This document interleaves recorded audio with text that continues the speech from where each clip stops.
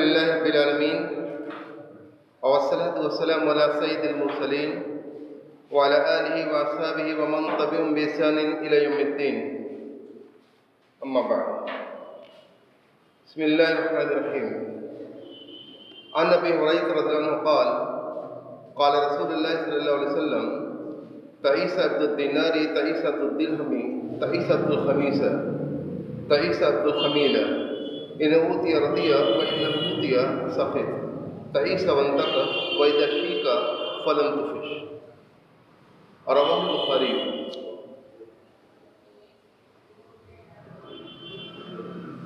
اللہ رب العالمین نے انسانی طبع کے اندر مال و در کی محبت اور اس دنیا کی مرغوب چیزوں کی محبت انسان کے دل میں ودیت کی ہے، اور انسان کا ایمان اور اس کا دین کا یہاں ایک بہت بڑا کردار ہوتا ہے کہ وہ اس محبت کو ریگولیٹ کرتا ہے، اسے ضبط کے اندر رکھتا ہے، ایک قانون و ضابطے کے اندر اسے رکھتا ہے۔ یہاں ہم اس چیز کو سمجھیں کہ دین کا اور انسان کے ایمان کا کتنا بڑا کردار ہوتا ہے کسی انسان کے اندر جو مال و در کی محبت اور دنیا کی محبت ہوتی ہے اسے کنٹرول کرنے میں، اور جس شخص کی زندگی پر یہ کنٹرول نہیں ہوتا ہے، ایمان صرف نام کا ہوتا ہے یا دینداری صرف ظاہری ہوتی ہے، دل کے اندر جاگزی نہیں ہوتی، تو ایسی صورت میں یہ مال کی محبت اور دنیا کی محبت جو ہوتی ہے وہ اس کی زندگی پر چھا جاتی ہے اور اس شخص کو اپنا غلام اور بندہ بنا لیتی ہے۔ پھر انسان اسی کے تابع ہو کے زندہ رہتا ہے اور اسی کا کہاں مانتا ہے۔ جو محبت ہوتی ہے، محبت اس سے نہ چاہتی ہے، جو کام وہ لینا چاہتی ہے انسان سے کرتی ہے۔ انسان اس طرح سے اس کے تابع ہو جاتا ہے، اس کا بن کے رہتا ہے، اس کا بندہ اور غلام بن جاتا ہے کہ انسان کو ساری فکر اسی کی ہوتی ہے کہ ہم مال و در کے اندر اضافہ کیسے کریں، دنیا ہم کیسے حاصل کریں، یہاں کی جو چیزیں جو اللہ رب العالمین دولت مند لوگوں کو دیتا ہے وہ ساری آشائشیں اور ساری چیزیں ہم کیسے حاصل کر لیں۔ ظاہری چیزیں جو اس کے پاس ہوتی ہیں اس کے لیے خوشنما اس کو کپڑا زیب تن کرنا ہے، بہترین سے بہترین اس کو مفروشات کو اپنے گھر کے اندر رکھنا ہے، لوازمات جو گھر کے اندر ہوتے ہیں وہ سب اعلیٰ قسم کے اس کو مطلوب ہوتے ہیں، وہی چیزیں اس کے زندگی کا مقصود بن جاتی ہیں۔ وہ اوپر کی طرف دیکھتا ہے اور دیکھتا ہے کہ دوسرے لوگ جو معاشرے کے اندر جو رئیس لوگ ہیں ان کی زندگی کیسی ہے، ان کا پہناوا کیسا ہے، ان کی رفتار کا انداز کیسا ہے، وہ کس طرح کی گاڑیوں کے اندر رہتے ہیں، کیسے محلات اور کیسے بنگلوں کے اندر ان کی زندگی بسر ہوتی ہے۔ ان ساری چیزوں کے اوپر اس کی نگاہ ہوتی ہے اور ہر چیز کو وہ خود سے حاصل کرنا چاہتا ہے اور انہی چیزوں کا وہ غلام اور گرویدہ بن کے رہ جاتا ہے۔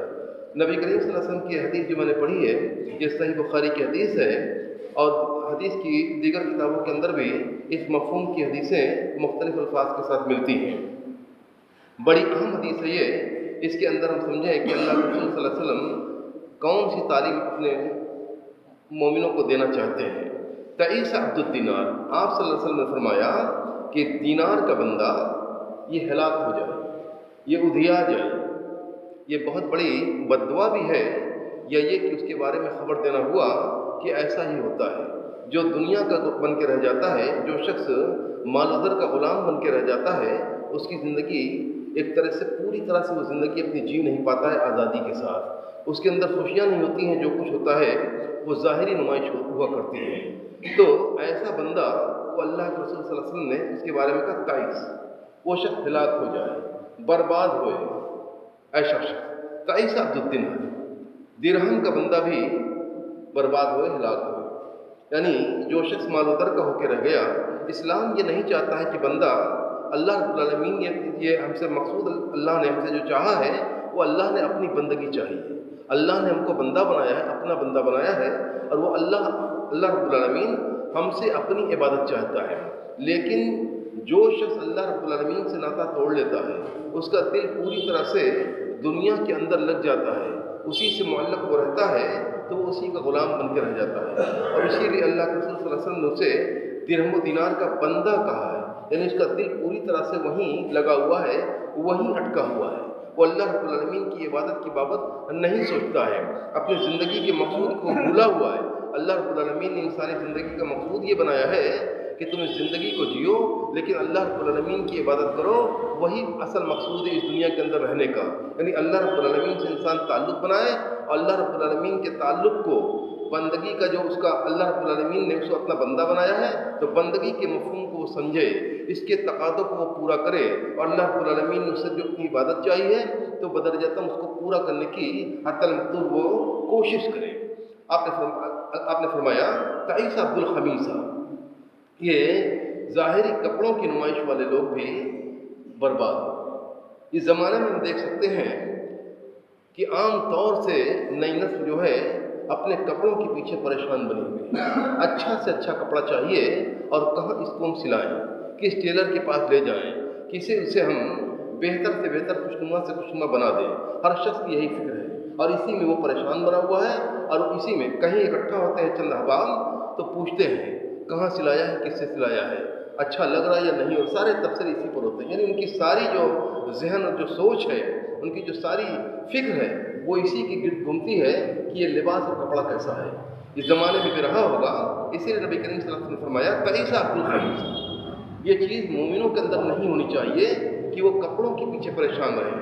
تعیس عبد الخمیلہ یعنی مفروشات جو ہوتی ہیں، گھر کے اندر جو چیزیں ہوتی ہیں وہ، یعنی ظاہری چیزیں جو ہوتی ہیں دکھاوے کی، ان چیزوں کے اگر کوئی شخص بندگی اختیار کر لے، اسی کا بن کے رہ جائے، اسی کے لیے پریشان رہے، اسی کی سوچ میں ہمیشہ غرق رہے تو ایسا شخص ہلاک ہو.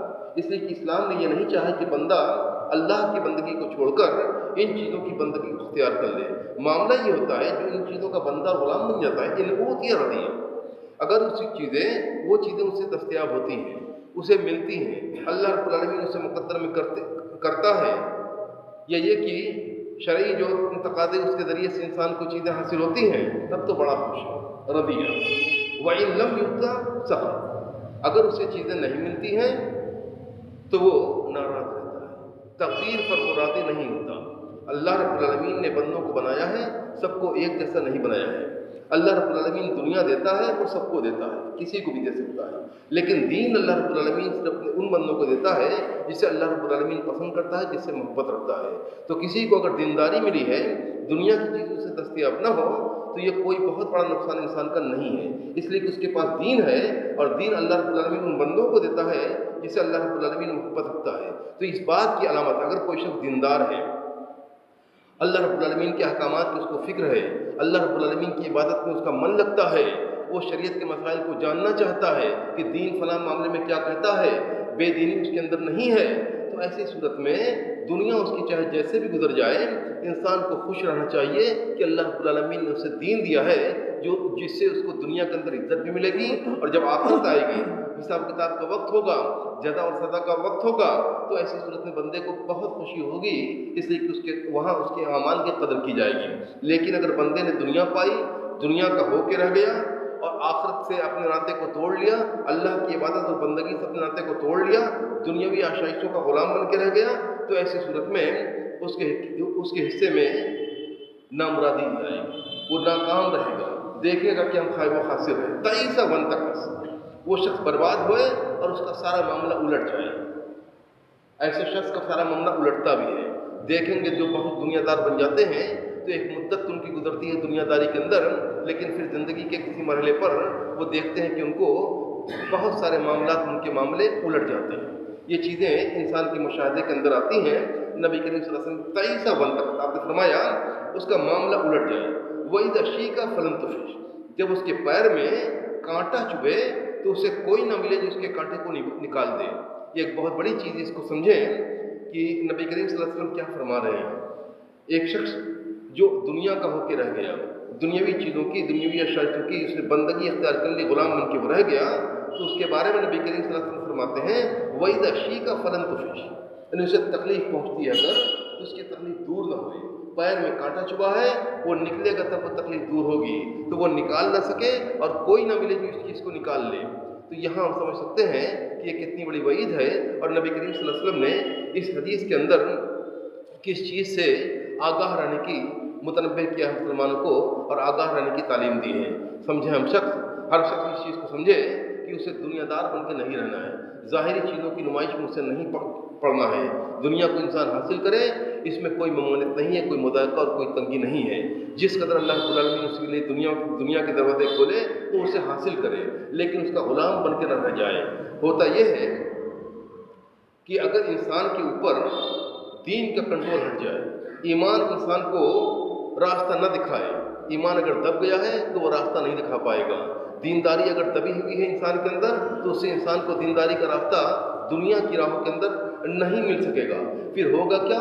انسان کو جتنا بھی ملے گا اسے وہ کم لگے گا، کسی پر وہ کم پر وہ اکتفا نہیں کرے گا، اور زیادہ بھی مل جائے گا انسان کو تو اس کو آسودگی نہیں ملے گی، اس کا پیٹ نہیں بھرے گا، مزید کی وہ کوشش میں ہمیشہ سرگردہ اور پریشان رہے گا۔ اپنی چیزیں اسے کم لگیں گی، دوسروں کے پاس جو کچھ ہے وہ اسے پسند آئے گا، اسے وہ حاصل کرنا چاہے گا، اور اسی راستے پر جاتے جاتے ایک وقت ہوا آتا ہے جب انسان حلال سے انسان کا پیٹ نہیں بھرتا۔ اللہ رب العالمین بہت دیتا ہے انسان کو، لیکن دنیا اس کے اوپر حاوی ہوتی ہے۔ وہ چونکہ دنیا کا اور مال و در کا غلام بنا ہوا ہے، اس لیے اس کو آسودگی نہیں ہوتی ہے۔ ساری دنیا مل گئی ہے، مزید کی تلاش میں، یعنی حلال سے وہ آگے نکل جاتا ہے، حرام ذرائع کو بھی اختیار کر لیتا ہے۔ اور یہ ساری چیزیں ایسی ہیں جو ہمارے گرد و پیش کی دنیا کے اندر موجود ہیں۔ ہم سب نگاہیں دوڑائیں گے، ان چیزوں کا مشاہدہ کر سکتے ہیں اپنے گرد و پیش کی دنیا کے اندر۔ تو ہمیں یہ سمجھنا چاہیے، اللہ رب العالمین سے دعائیں کرنی چاہیے، اور کوشش کرنی چاہیے کہ ایسا نہ ہو کہ ہماری دنیا کے چکر میں ہماری آخرت برباد ہو جائے۔ ہم دنیا تو حاصل کر لیں اور بہت حاصل کر لیں، لیکن آخرت میں ہمارا معاملہ بگڑ جائے، اللہ کے رسول صلی اللہ علیہ وسلم کی جو بد دعا ہے لگ جائے، ایسا ہرگز نہ ہو۔ انسان کو اللہ رب العالمین نے مسلمانوں کو اس حدیث کے اندر انہی چیزوں سے آگاہ کیا ہے۔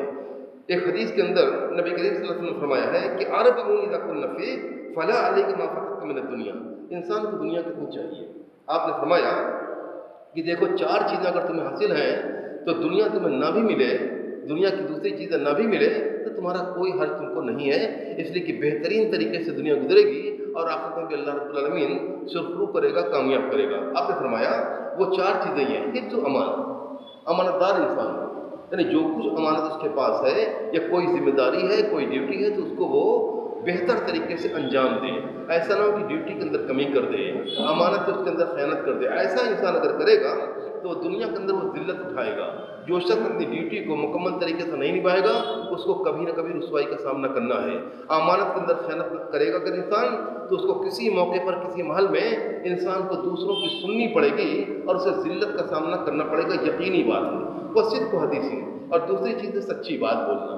انسان اگر سچا ہے، امانت دار ہے، اور دوسری بات اس کے اندر سچائی ہے، وہ بولتا ہے تو سچ بولتا ہے، یہ چیز بھی انسان کو عزت، دنیا کے اندر عزت اور وقار ملتا ہے اس سے، اور آخرت کے اندر یہ چیزیں، سچ بولنا یہ ایسی چیز ہے جو انسان کو نیکی کی طرف لے جاتی ہے، اور نیکی انسان کو جنت کا راستہ دکھاتی ہے۔ حدیثوں کے اندر یہ چیز منسوخ ہے۔ وہ حسن و خلیقہ، اور بہترین اخلاق انسان کا، یہ چیز بھی اگر انسان کو حاصل ہے، یہ اچھا اخلاق کی وہ چیز ہے جو انسان کے وزن کو میزان میں، جب میزان نصب ہوگا آخرت میں حساب کتاب کے وقت، تو اس کے میزان کو وہ بھاری کرے گی۔ یہ بہت وزندار چیز ہے، اس کی انسان کو فکر کرنی چاہیے کہ یہ ہمارے پاس رہے۔ جب انسان کے اعمال کو تولا جائے گا تو یہ چیز بہت ہی وزنی اور بہت ہی بھاری ہوگی، انسان کو پلے کو جنت کی جانب جھکانے والی ہوگی۔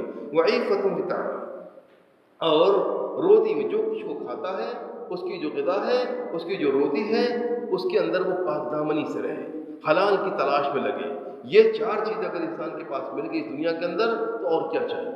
انسان کو مزید کی انسان کوشش تو کرے، لیکن اتنی چیز اگر مل گئی ہیں انسان کے پاس، بہترین روزی ہے انسان کی حلال، انسان کے پاس اچھا اخلاق ہے، سچ بولتا ہے، امانت دار ہے، یہ چیز اگر انسان کے پاس ہیں تو دنیا کی دوسری چیزیں انسان کے پاس نہ بھی ہوں تو دنیا بھی انسان کی باعزت طریقے سے، باوقار طریقے سے گزرے گی، اور آخرت میں یہ چیزیں وہ ہیں جو انسان کو سرخرو کریں گی۔ وآخر دعوانا ان الحمد للہ رب العالمین۔